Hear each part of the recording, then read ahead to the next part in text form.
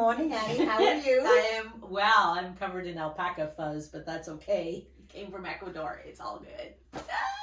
It's sunny today. So I know that you're talking about the fact that you had a poncho on. I did. But just in case people think that you haven't washed your clothes since Yeah.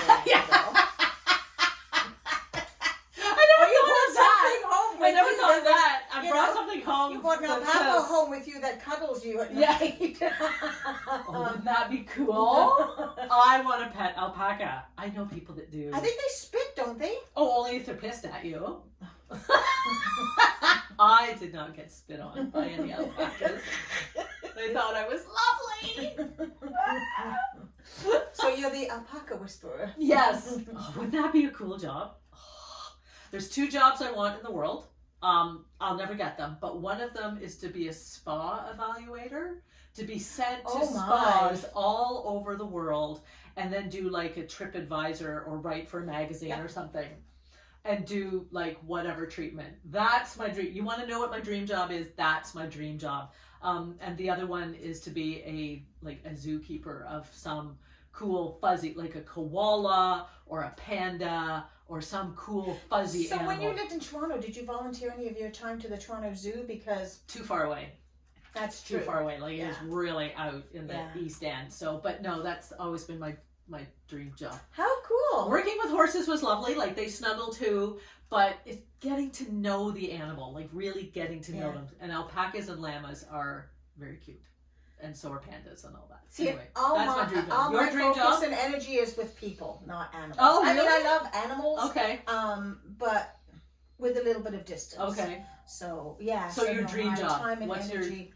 Oh my goodness gracious. Dream you job. know, and I just say, and my time and energy is and I love people. Dream job is actually to be a writer. Wow. Yeah. Okay. Yeah. But that's a very solitude. It is. Dude, like that is like 180 from what you completely do. different than what I do. That's Holy right. cow, to be a writer. Okay. Yeah. That would be. I could see you up in the Scottish Highlands sitting there in on a Caribbean beach. Okay. That's the 2 sides of me, but both of them, the sense of space, isolation. I love people watching. I love being there, but yeah, no, that would be, I would love that. You could be Ernest Hemingway and live in the Florida Keys on Key West and have your own little abode, and that's just it. No. No. Okay. No. But the Highlands, yes, absolutely. Yeah, for some reason I can see you there. So Uncle John and Aunt Helen have a house on the edge of Loch Earn in St. Philins, and it's beautiful. So there's a possibility. And, oh my goodness, it's just to, you wake up and you look out and there's the mist that's over the loch almost all the time.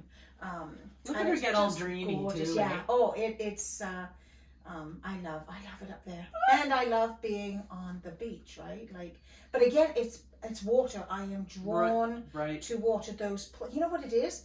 It's that liminal space. No, there when you you go. stand on the edge of water, right? Mm-hmm. When you're on a shoreline, it's where two entities meet, right? And so as you walk from one space into another, there's that liminal space. What was neat, talking about liminal space, what was neat today, yes, we're recording on a Tuesday, you all know that, but today, got my coffee and drove down to the Flag, and it is so calm that you can't tell where the sky meets the lake. And that doesn't happen very often, especially this early in the year.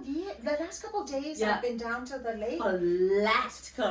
It's absolutely gorgeous. Yeah. Absolutely gorgeous. And because the color of the water and the color of the sky, when they meet, you can't really tell where they meet. I think that's pretty almost Caribbean blue on, was it Friday? One Track Mind. Oh my goodness, it was gorgeous.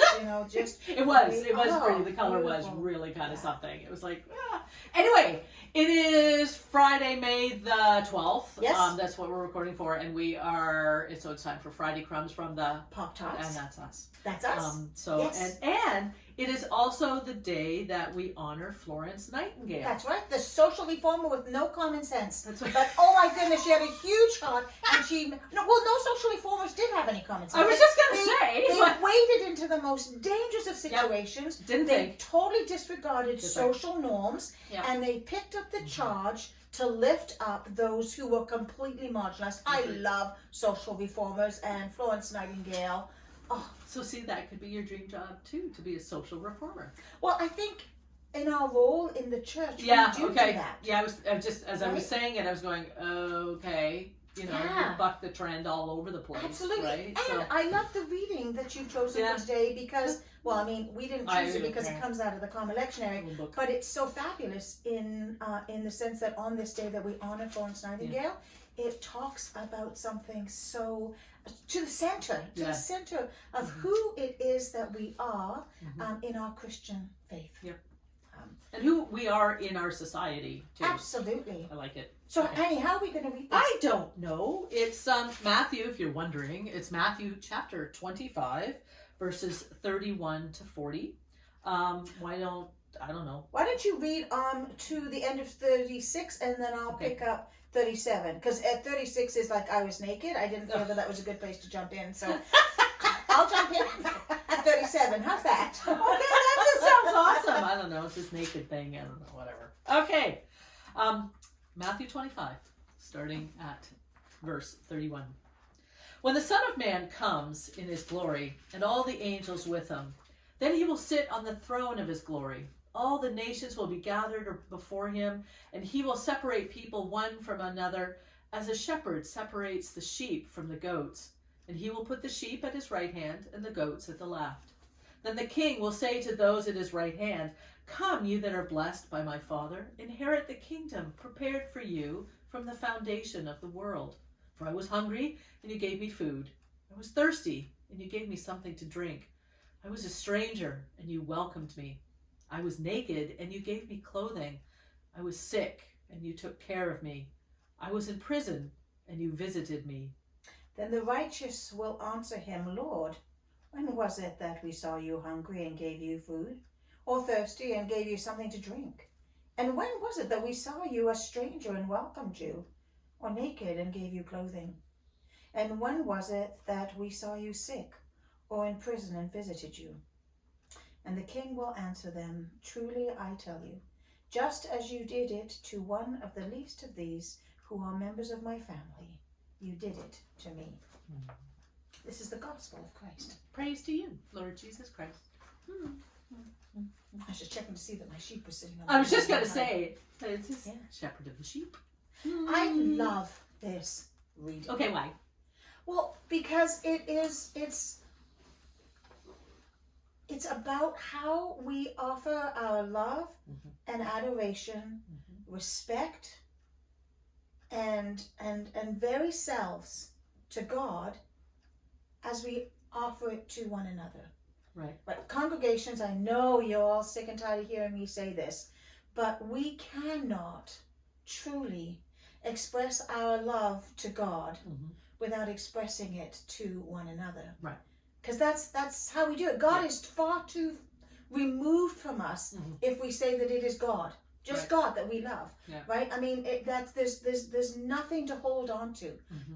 But when we can express that love of God through our actions into God's created world, whether it be the love of animals, right? The care of creation, right? Or the care of one another, right? The humans that walk this earth.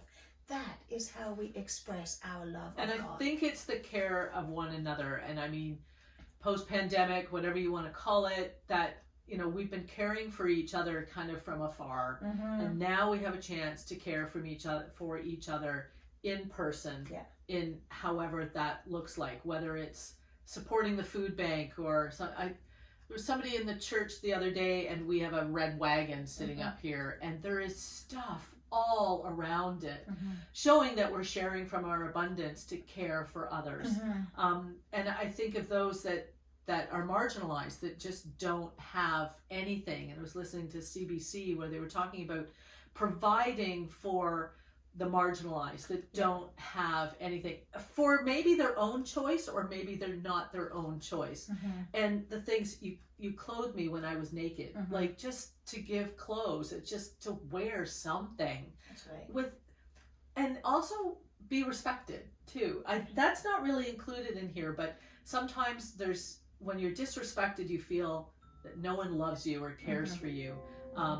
If you hear some dinging, that's my phone reminding me it's Bible study shortly. It sounds like this. Ice cream truck. Where?